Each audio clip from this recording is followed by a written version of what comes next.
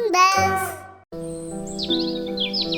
दीदी, क्या तुम्हें भी खुशबू आ रही है? हाँ, बहुत मीठा है। दोनों ने एक साथ अलमारी की तरफ मुड़कर देखा। वहाँ सुनहरे रंग में चमक रहा शहद का घड़ा उनका ध्यान अपनी ओर खींच रहा था। हरे भरे पेड़ों, पक्षियों की चहचहाहट से गुलजार एक सुंदर जंगल। उस जंगल के बीच में एक बड़ा बरगद का पेड़। उस पेड़ के नीचे एक छोटा लेकिन बहुत सुंदर लकड़ी का घर। उस घर में माँ गिलहरी, उसके 2 बच्चे सोनी बुज्जी, तीनों बहुत प्यार से रहते थे। सुबह सुबह माँ गिलहरी जंगल जाती और ताजा गाजर, अमरूद लेकर आती थी। वो उन सभी को अपने बच्चों के लिए बहुत प्यार से तैयार करती थी। आज जो सबसे पहले उठेगा उसे बड़ा अमरूद मिलेगा। वो बात सोती हुई बुज्जी के कान में पड़ी। अमरूद मेरा ही है, कोई नहीं खाएगा। कहते हुए वो दूसरी तरफ मुड़कर सो गई। माँ को हंसी आ गई। तभी खिड़की के पास एक नटखट तोता आया। इस तोते की एक मजेदार आदत थी। जो कोई जो कुछ भी बोलता, वो तुरंत उसी बात की नकल करता था। अमरूद मेरा ही है, कोई नहीं खाएगा। वो बात सुनते ही बुज्जी ने अचानक आंखें खोल दी। माँ, मेरा अमरूद किसने लिया? कहते हुए वो दौड़ती हुई रसोई में आई, लेकिन वहाँ कोई नहीं था। तोता बस उसकी तरफ देखते हुए अपना सिर इधर उधर हिला रहा था। बुज्जी, क्या तुम सपने में भी खाने के बारे में ही सोचती हो? वो बहुत अच्छा अमरूद दिख रहा था। बहुत अच्छा अमरूद।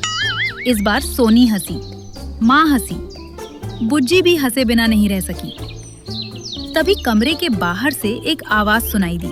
क्या बात है, मुझे बुलाए बिना ही हंसी मजाक कर रहे हो? अरे, हमारा बंदर आ गया। मेरे आने से पहले नाश्ता तो नहीं कर लिया ना? पहले तुम वादा करो कि आज तुम कोई शरारत नहीं करोगी। मैं इस जंगल का सबसे अच्छा बंदर। सबसे अच्छा बंदर। सब लोग जोर से हंस पड़े। तभी बंदर ने झट से एक अंगूर लिया और मुंह में डाल लिया। माँ, मेरी अंगूर कहाँ है? मुझे नहीं पता। मुझे नहीं पता। अरे, फिर से तुमने ये खा लिए? तीनों बंदर के पीछे दौड़ पड़े। वो छोटा सा घर हंसी से गूंज उठा। घर में सब बहुत खुश थे। माँ गिलहरी ने एक छोटी लकड़ी की मेज पर 3 प्लेटें रखी। प्लेट में ताजा गाजर और अमरूद देखते ही बुज्जी की आंखों में चमक आ गई। माँ, क्या ये सब सच में हमारे लिए ही है? तुम्हारे लिए नहीं तो और किसके लिए मेरे प्यारे? अच्छे से खाओगे तो अच्छे से खेल पाओगे। माँ, बुज्जी के लिए 2 और गाजर रख दो। हाँ माँ। ज्यादा खाओगी तो तुम गिलहरी नहीं, एक छोटी गोल गेंद जैसी बन जाओगी। गोल गेंद, गोल गेंद। उस बात पर सब जोर से हंस पड़े। बंदर भी हंसते हुए जमीन पर लोटपोट हो गया। बुज्जी, अगर तुम गेंद जैसी बन जाओगी तो हम ही खेलेंगे। अरे, मैं गेंद नहीं हूँ। Oh, no. फिर से सब हंस पड़े। नाश्ता खत्म हो गया। माँ ने बांस की एक बड़ी टोकरी ली। बच्चों, मैं जंगल जा रही हूँ और शाम के लिए जरूरी फल लेकर आती हूँ। मेरे आने तक घर में ही खेलना, आपस में मत झगड़ना। ठीक है माँ। एक जरूरी बात। सोनी और बुज्जी दोनों ने उत्सुकता से माँ की तरफ देखा। अलमारी पर रखा वो शहद का घड़ा दिखाई दे रहा है? दिखाई दे रहा है माँ। वो बहुत भारी होता है, इसलिए तुम दोनों किसी भी परिस्थिति में उसे मत छूना।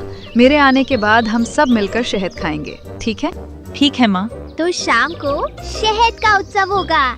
शहद का उत्सव, शहद का उत्सव। माँ जंगल की तरफ चली गई। दोनों ने फिर से गेंद का खेल शुरू किया। गेंद एक बार सोनी के पास, दूसरी बार बुज्जी के पास, इस तरह घूम रही थी। तभी बंदर फिर से खेल में शामिल हो गया। देखते हैं इस बार मुझे कौन पकड़ता है। ये कहकर बंदर गेंद पकड़कर पूरे घर में दौड़ने लगा। अरे रे, फिर से शुरू कर दिया। सोनी, बुज्जी, बंदर तीनों घर के चक्कर लगा रहे हैं। खिड़की पर बैठा तोता उन्हें देखते हुए ताली बजाने की तरह अपने पंख फड़फड़ा रहा है। कुछ देर बाद बंदर हांफते हुए रुक गया। मैं चलता हूँ, शाम को फिर से आकर शहद भी खाऊंगा। पहले माँ से पूछो। वो भी सच है। बंदर चला गया। घर में फिर से सिर्फ सोनी और बुज्जी 2 ही थे। उस समय खिड़की से ठंडी हवा अंदर आई। उस हवा के साथ एक मीठी खुशबू भी धीरे धीरे पूरे घर में फैल गई। दीदी, क्या तुम्हें भी खुशबू आ रही है? हाँ, बहुत मीठा है। दोनों ने एक साथ अलमारी की तरफ मुड़कर देखा। वहाँ सुनहरे रंग में चमक रहा शहद का घड़ा उनका ध्यान अपनी ओर खींच रहा था। सोनी उस घड़े को देखती ही रह गई। दीदी, माँ ने छूने से मना किया था ना? नहीं छुएंगे, लेकिन पास से देखकर ये कितनी बड़ी है, ये देख ले तो क्या होगा। बुज्जी कुछ कहना चाहती थी, लेकिन सोनी ने तब तक आसपास देखकर एक छोटा लकड़ी का स्टूल धीरे धीरे अलमारी की तरफ खींचना शुरू कर दिया था। सोनी क्या स्टूल पर चढ़कर पास से देखकर उतर जाएगी, या फिर वो एक छोटा सा फैसला किसी बड़ी मुसीबत की वजह बनेगा? सोनी ने उस छोटे लकड़ी के स्टूल को धीरे से अलमारी के सामने रख दिया। उसके मन में बस एक ही विचार था कि पास से देखकर तुरंत उतर जाऊंगी। दीदी मत करो, हमने माँ को वचन दिया था ना। अरे, हम अपना वादा नहीं तोड़ रहे हैं। शहद नहीं खाएंगे, घड़े को नहीं छुएंगे, बस दूर से ही देखकर नीचे आ जाऊंगी। पास से देखने के लिए स्टूल की क्या जरूरत? बुज्जी के सवाल पर सोनी हंस पड़ी। ऊंचाई पर होने से और अच्छे से दिखेगा ना। बुज्जी हमेशा अपनी दीदी की बात सुनती थी, इसलिए वो चुपचाप वहीं खड़ी रही। सोनी ने स्टूल पर कदम रखा। अब शहद का घड़ा सोनी के बहुत पास दिखाई दे रहा है। मत छूना, मत छूना। तोते के अचानक ऐसा कहते ही बुज्जी चौंक गई। दीदी देखा, तोता भी वही कह रहा है। उसे बस माँ की बात ही याद है और कुछ नहीं। सोनी थोड़ा आगे झुककर शहद के घड़े को पास से देखने लगी। वो शहद धूप में चमकता हुआ सुंदर लग रहा था। वाह, इतनी पास से देखने पर और भी अच्छा लग रहा है। देख लिया ना, अब नीचे आ जाओ। सोनी जैसे ही उतरने वाली थी कि एक मधुमक्खी खिड़की से भिनभिनाते हुए अंदर आई। दीदी, मधुमक्खी! मधुमक्खी शहद की महक सूंघते हुए घड़े के चारों ओर घूमने लगी। अरे, ये मेरे पास आ रही है। मधुमक्खी को भगाने के लिए सोनी ने धीरे से हाथ हिलाया। मधुमक्खी उड़ गई, लेकिन जिस स्टूल पर वो खड़ी थी वो थोड़ा हिल गया। दीदी, संभल कर। सोनी तुरंत संभल गई, लेकिन सोनी का दिल पहले ही तेजी से धड़क रहा था। उसी समय स्टूल से नीचे उतरने के लिए वो धीरे से पीछे मुड़ी।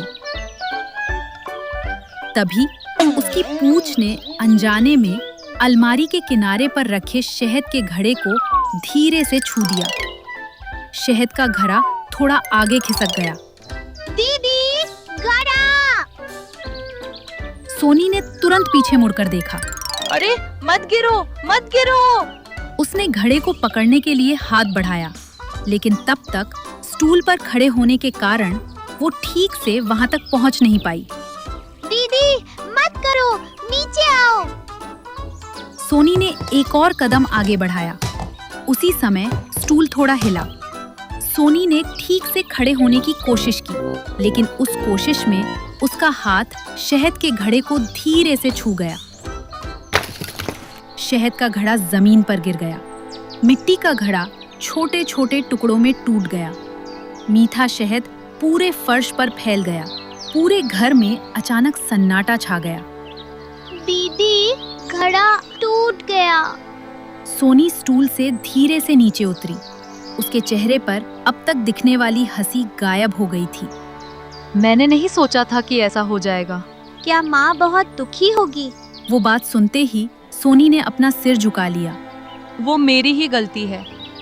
दोनों ने थोड़ी देर तक कोई बात नहीं की। मत छूना, मत छूना। इस बार उस बात ने सोनी के दिल को और भी ज्यादा दुखाया। दीदी, माँ आएगी तो जो हुआ वो बता दे। सोनी ने कोई जवाब नहीं दिया। वो जमीन पर गिरे शहद को देखती रही। पहले घर को साफ करते हैं। दोनों एक छोटा कपड़ा लेकर आए। बहुत सावधानी से उन्होंने शहद को पोंछना शुरू किया। चाहे कितनी भी कोशिश की, जमीन पर शहद की महक वैसी ही बनी रही। दीदी, अब माँ को पता चल जाएगा शायद। अगर पता न चलता तो अच्छा होता। तभी बाहर से माँ गिलहरी के कदमों की आवाज सुनाई दी। दीदी, माँ आ गई। सोनी का दिल तेजी से धड़कने लगा।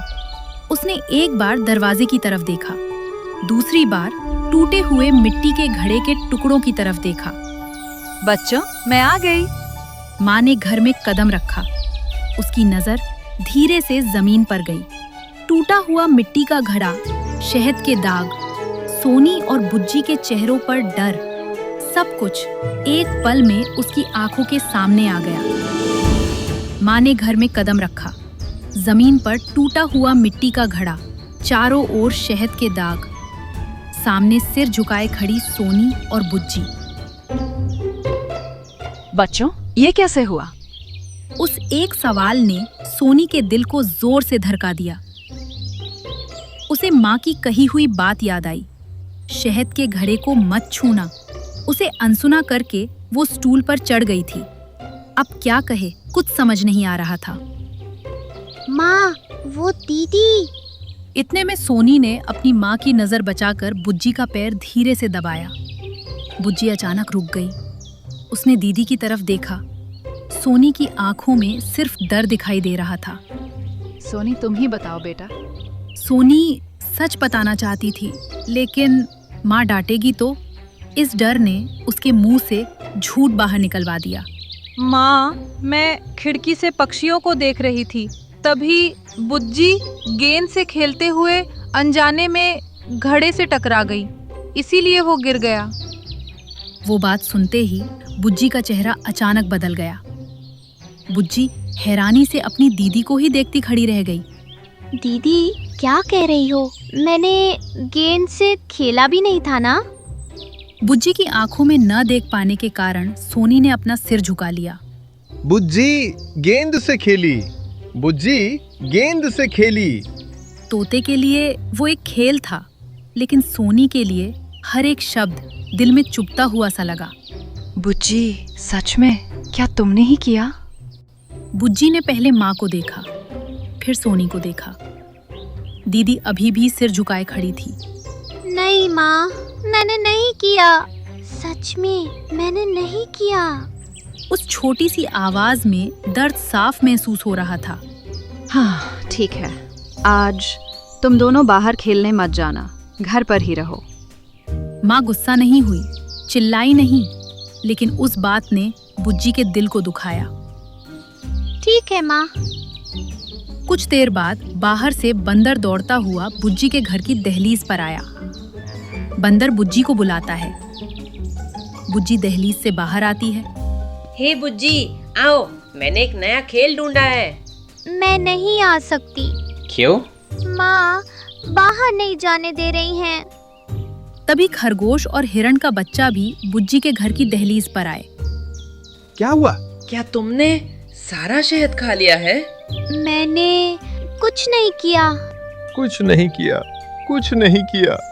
सारे दोस्तों ने एक दूसरे को देखा। उन्हें समझ नहीं आया कि क्या हुआ है। धीरे धीरे वे वहां से चले गए। बुज्जी घर के पीछे बड़े बरगद के पेड़ के नीचे अकेली बैठी थी। हाथ में गेंद थी, लेकिन खेलने का बिल्कुल मन नहीं था। मैंने कुछ नहीं किया ना। फिर भी क्यों? सब कह रहे हैं कि मैंने ही गलती की है। वो बात खिड़की के पास खड़ी सोनी के कान में पड़ी। वो और भी दुखी होने लगी। मैंने नहीं किया, मैंने नहीं किया। तोते के लिए वो केवल एक छोटी सी बात थी, लेकिन सोनी के लिए हर एक शब्द ऐसा लग रहा था जैसे उसके अपने मन से सवाल कर रहा हो। तभी माँ घर में कुछ ढूंढने लगी। अरे रे, मेरी चाबियों का गुच्छा कहाँ है? उसने मेज पर देखा, रसोई में देखा, कहीं नहीं मिला। सोनी, क्या तुम्हें चाबियां दिखी? नहीं माँ। सोनी माँ की मदद करने के लिए फर्श की तरफ देखते हुए ढूंढने लगी। तभी शहद के दागों के पास कुछ चमकता हुआ दिखाई दिया। माँ, क्या ये आपकी चाबियां हैं? अरे रे, यहाँ गिरी थी। धन्यवाद मेरे प्यारे। माँ ने चाबियां उठाते हुए फर्श पर लगे शहद के दागों पर गौर किया। वे शहद के दाग धीरे धीरे अलमारी के सामने रखे छोटे स्टूल तक जा रहे थे। माँ ने उस स्टूल को थोड़ी देर देखा। उसके चेहरे पर सोच के भाव दिखाई दिए। अगर गेंद घड़े को लगी थी तो ये स्टूल यहाँ कैसे आया? माँ धीरे से सोनी के पास आई। सोनी, एक बार मेरी आंखों में देखकर बताओ, सच में क्या बुज्जी ने ही घड़े को तोड़ा है? वो सवाल सुनते ही सोनी का दिल जोर से धड़कने लगा। उसने माँ की आंखों में देखने की कोशिश की, लेकिन देख नहीं पाई। बुज्जी गेंद से खेली। इस बार तोते की बात सोनी को असहनीय रूप से भारी लगी। उसकी आंखों में आंसू भर आए। माँ, मुझे माफ कर दो। ये कहकर उसने माँ को गले से लगा लिया। घड़ा बुज्जी ने नहीं तोड़ा, मैंने ही स्टूल पर चढ़कर उसे पास से देखना चाहा था, तभी घड़ा नीचे गिर गया। मुझे बहुत डर लगा था, इसीलिए मैंने बुज्जी के बारे में झूठ बोला। पूरी गलती मेरी ही है माँ। सोनी की बातें सुनने के बाद माँ गुस्सा नहीं हुई। उसने प्यार से सोनी के आंसू पोंछे। घड़ा टूटने का मुझे कोई दुख नहीं है मेरे प्यारे। मिट्टी का घड़ा फिर से बनवाया जा सकता है, लेकिन बिना किसी गलती के बुज्जी पर आरोप लगाना वो बहुत बड़ी गलती है। माँ, मैं बुज्जी से माफी मांगूंगी।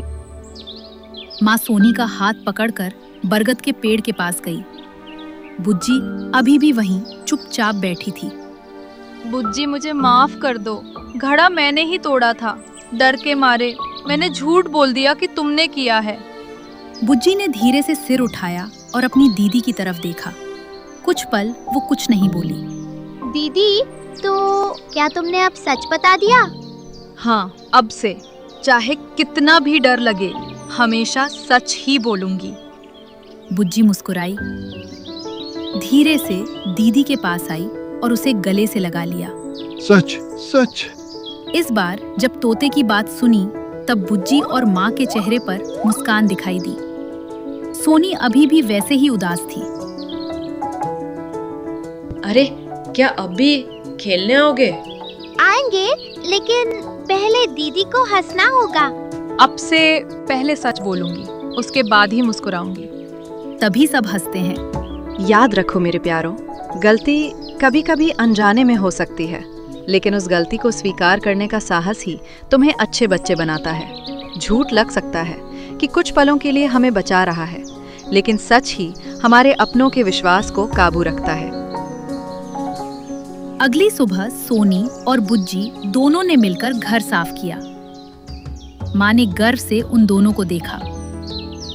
थोड़ी ही देर में बंदर, तोता, खरगोश, हिरण सभी बुज्जी के घर की दहलीज पर आ गए। आज कौन सा खेल खेले?